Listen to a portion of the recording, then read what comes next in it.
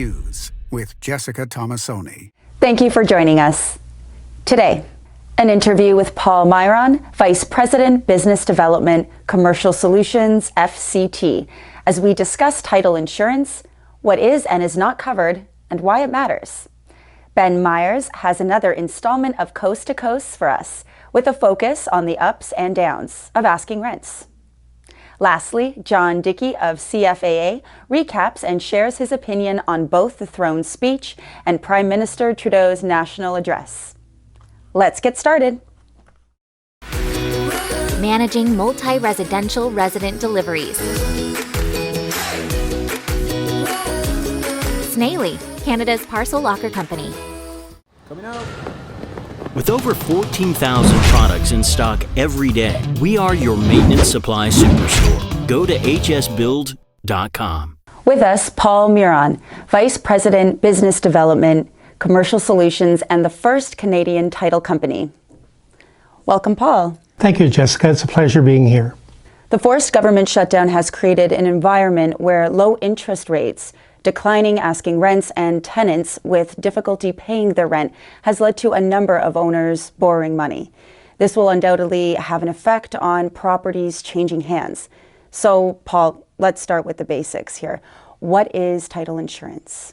Well, title insurance started in the 1880s in the United States to deal with properties that were being developed and colonized in the western part of the U.S. And there was really no way to register deeds or mortgages or other things. They didn't know where their boundary lines were. So that's why it was developed. Now, fast forward to the 1990s, and that's when it was introduced to Canada. Back then, a real estate transaction was complicated, had a lot of moving parts, had a lot of parties involved. And what title insurance did was bring some solutions to that process. I see. So now, how does title insurance protect a buyer?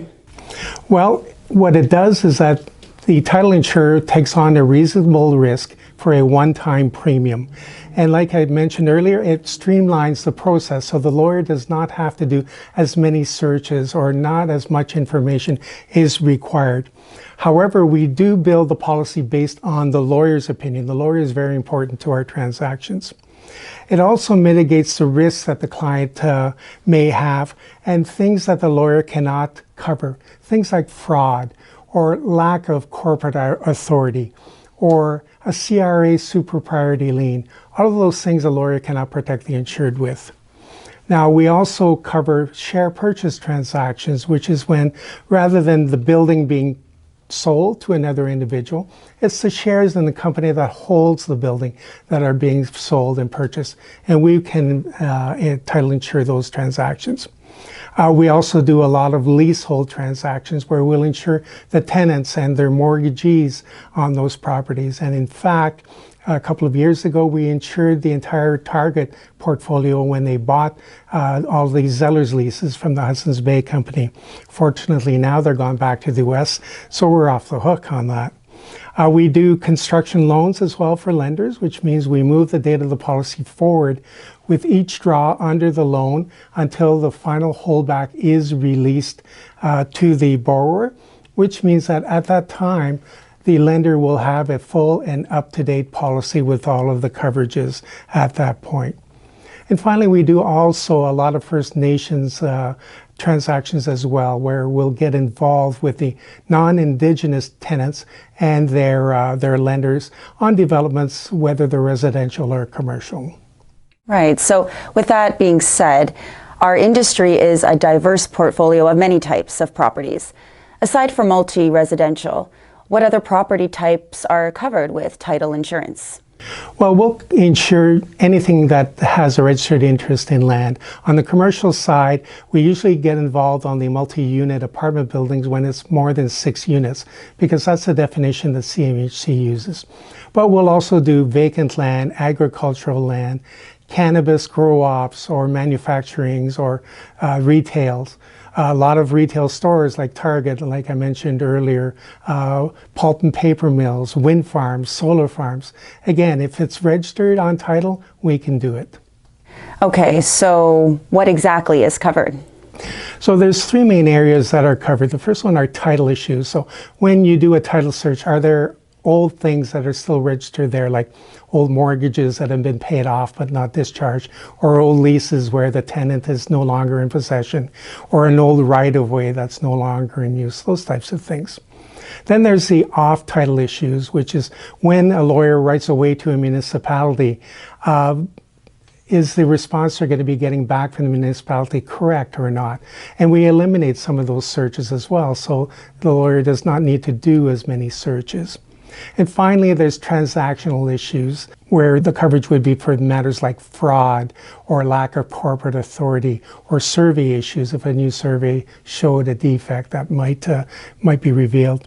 And finally, on top of all of that, there's our duty to defend, which means that once someone purports to have an interest in our insured's land, or the city comes along and says, hey, you have too many units in your apartment building, we have an obligation to defend that. And for the lenders as well, if they say, hey, my lien's ahead of your mortgage, we will defend that. And the duty to defend costs, those are all the legal fees and costs associated with that, and they do not reduce the amount of insurance. So for example, if you have $1 million policy and it costs us $100,000 to defend it, our insured will still have $1 million worth of coverage. Well, that is a lot of coverage, which is great. So now what isn't covered? So unfortunately, we can't cover everything, but first of all, generally speaking, we do not cover environmental matters, like if there's a notice of violation registered on title or a contamination. We also do not cover the physical condition of the building, say the roof is leaking or things like that. There's other types of insurance for that. We also generally don't cover the future use of the property.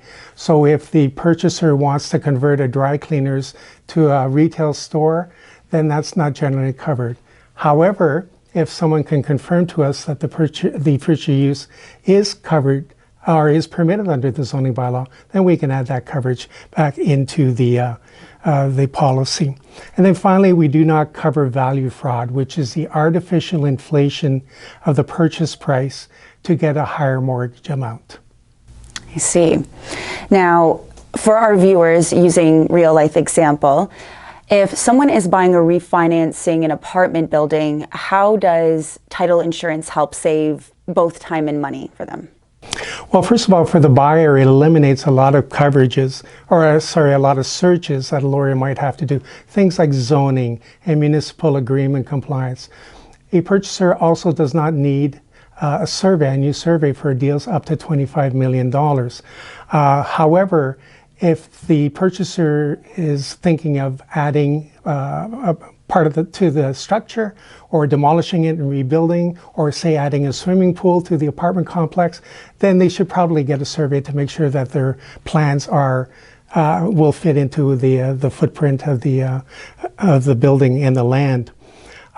For the loan, again, these are for deals up to $50 million, and we give more searches, more coverage with less searches. So things like zoning, all agreement compliance, work orders that exist, or lack of building permits, and much, much more than that. So let me give you a real life example that we had several months ago on an apartment building. We had insured a buyer and its lender, and the parking was on the side of the building. And then the city decided to start widening the street, and a new survey showed that the parking encroached onto the city's property. So the city told our insured, hey, get off our property. So the insured made a claim to us, and what we ended up doing, fortunately, there was enough space on the other side of the building that we paid for the relocation of all the parking to the other side of the property. And that way, our insured was kept whole. Wow, it's amazing. Good thing you could have made that adjustment. That's right. Right. Yeah.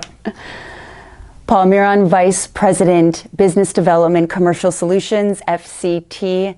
Really appreciate you coming in and sharing such great insight today with our viewers. We hope to have you back soon. Thank you, Jessica. It's been a pleasure, and I hope to be back soon. Thanks again. Up next, Ben Myers, Coast to Coast. Looking for a new spin on laundry? Ask us about our new mobile payment option.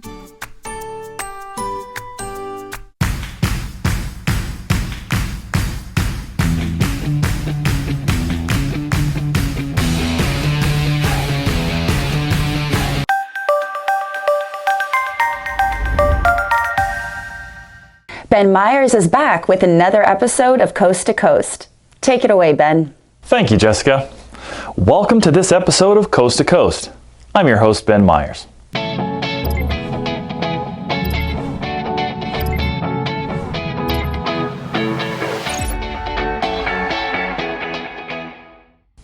This episode, we examine the national rental market. I look at average rents on a property type basis and the overall downward trend in terms of median rent levels, while rental apartments trended upward despite the pandemic. The average rent for all Canadian properties listed on rentals.ca in August, as seen on this first chart, was $1,769 per month, down 7.6% annually. The average rent has been nearly identical over the last 3 months at $1,770, $1,771, and $1,769. The average monthly rent for single-family housing, townhouses, rental apartments, condominium apartments, and basement apartments from January to August of this year is represented by the red line on the right axis, while the annual change in average rent with the gray bars on the left axis. We see with our next chart the median rent in Canada for all property types, represented by the black line. The median rent in Canada was $1,700 per month, down from $1,709 in January 2020, and down 5.6% from $1,800 in August of 2019. Also shown is single-family properties, which have seen median rents trend downward in 2020, dropping 12% to $2,288 per month from August of 2019. Condo apartments have also trended downward this year, with median rent being 14% cheaper than the same month last year. The median rent for rental apartments declined slightly month over month, but has generally trended upward this year, despite the pandemic. This can be partially explained by the increase in listings from new purpose-built rental apartments. Median rent is actually up 8% year over year to $1,510 per month. Now this next chart presents data on the average rent by bedroom type for all property types in Canada based on rentals.ca listings. The most prevalent bedroom types for rental properties in Canada are 1 and 2 bedroom units. In August, the average 1 bedroom unit was offered at $1,597 per month, down 6% annually. This is almost $100 cheaper than January of this year.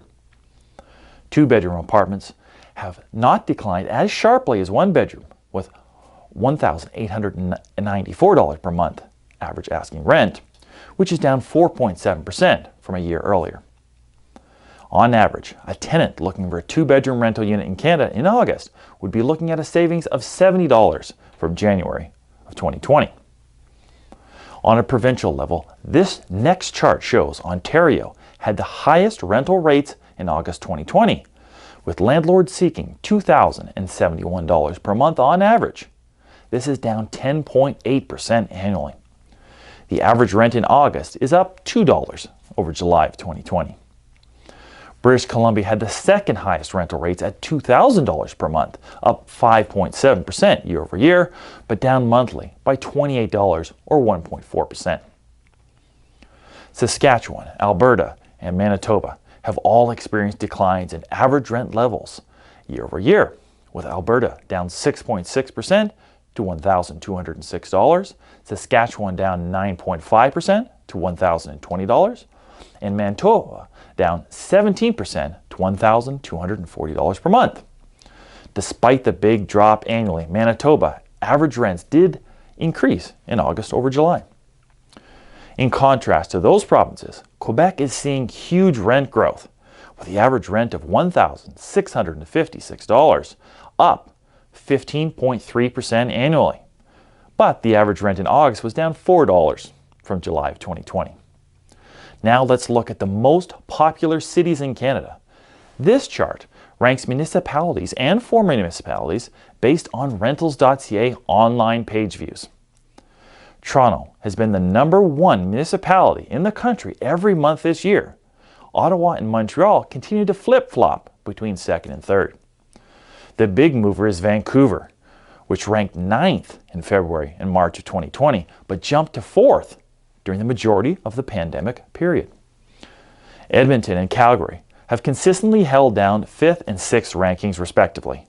London has been dropping in the rankings despite strong rent growth, and Winnipeg has been ascending on the list despite rent declines. The biggest mover on the list was Burnaby, rising from 23rd ranking earlier in the year to 13th in August. 3 areas within the amalgamated city of Toronto, Etobicoke, Scarborough, and York, have dropped by at least 3 spots since January. Now this next chart presents data on the average rental apartment and condominium apartment rental rates by municipality and area in Canada for August 2020, with the annual percent change in average rent shown on the right. Kitchener took over the top spot for highest rent appreciation among major municipalities in Canada at 14.6% annual growth in average rents for rental and condo apartments. 3 Quebec municipalities, Montreal, Gatineau, and Quebec City, have seen growth of 14%, 10%, and 5% respectively, contributing to the large rent growth in the province. The most noteworthy data on the chart is the drop in rental rates in Etobicoke, North York, and Toronto of 9%, 11.5%, and 11.7% respectively. There are a number of factors pushing down rent in Toronto: newly completed condo supply, the return of the short-term rentals to the long-term market, less immigration, fewer students downtown, lower job growth, lower demand in centrally located buildings, and the working from home phenomenon has allowed some tenants to move to cheaper areas of the GTA and the province. As we see in this next chart, condominium apartments have experienced rent declines annually in 5 of the 6 municipalities. In Toronto and Vancouver, the average asking rent for a condominium apartment is over $400 per month cheaper in August of 2020 compared to August of 2019. In Montreal, it is almost $350 cheaper. The Calgary data is somewhat confusing, with the average rent up from $1,475 per month in August of 2019 to $1,540 per month in August of 2020. However, the average rent per square foot has dropped 16% annually, from $1.95 per square foot to $1.64 per square foot from August to August. The average condo apartment rent per square foot in Toronto is down 9.3% annually to $3.52 per square foot, while Vancouver is down 7.4% to $3.37 per square foot. Ottawa has actually seen condo rents increase by 5.4% year over year to $2.78 per square foot. In conclusion, the rental market on a national basis continues to tread water, with the average rent staying flat at about $1,770 per month over the last 3 months. On a property type basis, the more expensive single-family homes and condominium apartments continue to trend down in terms of median rent levels, while rental apartments have generally trended upward despite the pandemic.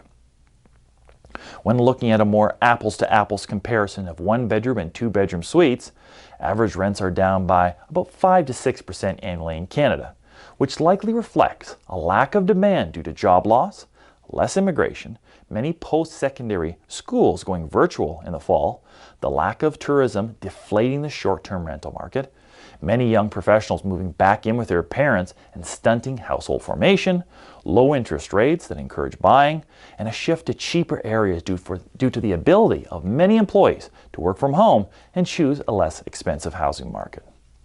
As many offices start to reopen for white-collar employees, demand could start to shift back to the central core areas of major Canadian municipalities.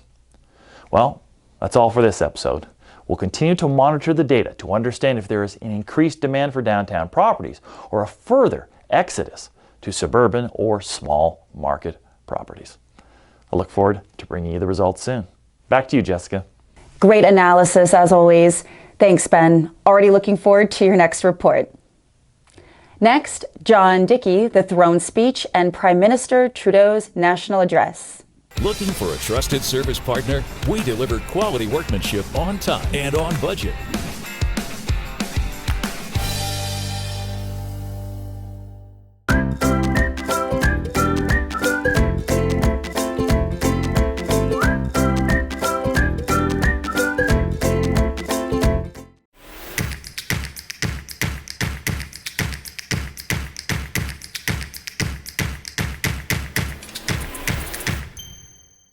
Joining us remotely from Ottawa is John Dickey, President, CFAA.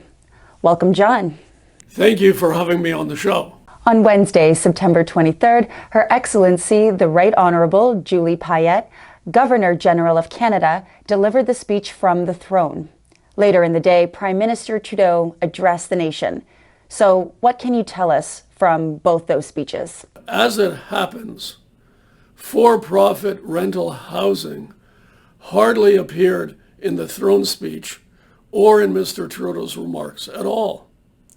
There were references to electric vehicle charging stations and energy retrofits for homes and buildings, which may include the rental housing sector, but that was pretty much it.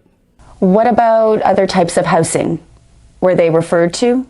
There was a reference to enhancements to the first-time homebuyer incentive so that families can afford to buy their first home, particularly in Canada's largest cities. As well, the throne speech spoke of partnering with the social housing sector to help social housing providers acquire buildings to use as affordable housing. So what does that mean for rental operators? It means increased government support for sectors that compete with rental housing and draw off some of our customers. In the long run, that is not helpful to rental housing providers. But the current situation is different in the largest cities. Due to barriers to development, rental supply has lagged so far behind rental demand that the rental market was overheated, and tenants were understandably upset. Due to the drops in immigration, in non-permanent residents, and in students living away from home, COVID-19 has imposed a pause in rental demand, but that is not the same as a structural change in the market. That being said, what effect will that have long-term? The rental sector is eager to build rental homes, but our challenges are uncertainty and delays in getting planning approvals, excessive municipal charges, and rent control. Is there any good news for rental housing providers in this situation? There were only limited references to increased taxes. On housing, good news came out of the negotiations in which the Liberals are seeking the NDP's support in the confidence vote on the throne speech. While the throne speech said the new Canada Relief benefit would be $400 per week, the government has now agreed that it will be $500 per week. That will help many low-income people pay their rents, which is obviously good for both tenants and residential landlords. John Dickey, President, CFAA, appreciate your insight, and as always, you have an open invitation to come back and share with our viewers. I know they would like to hear more from Ottawa. Thank you, Jessica. I'm always glad to report to your viewers on what the federal government is up to. And we'll be right back.